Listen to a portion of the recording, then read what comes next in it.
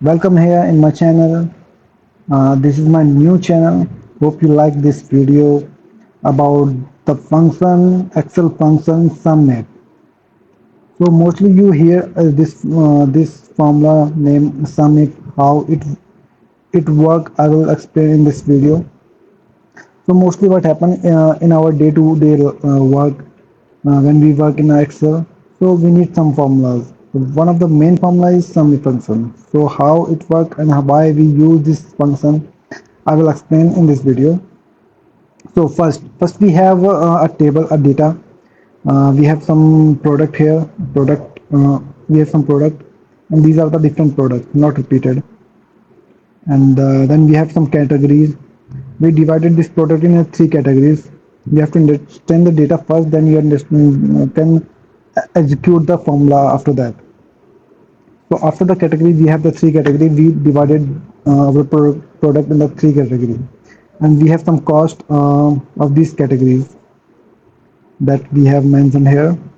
And this one is last in total. This is the total, subtotal. You can say subtotal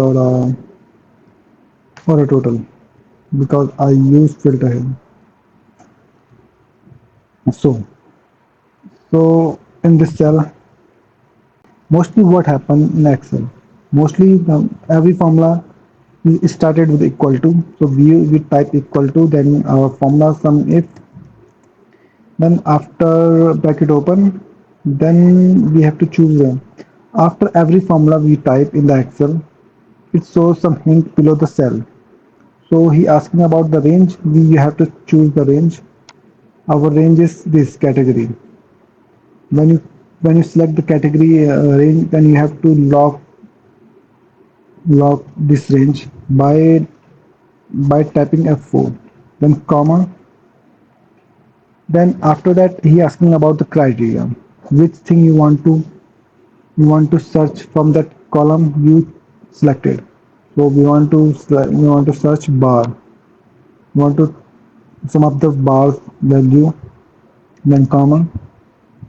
Then we show the sum range. We have to select the sum range. After that, then select it and then lock it by pressing F4. Then bracket close and then enter.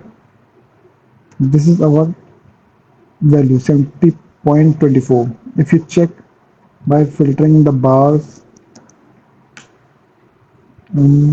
here's our total 70.24.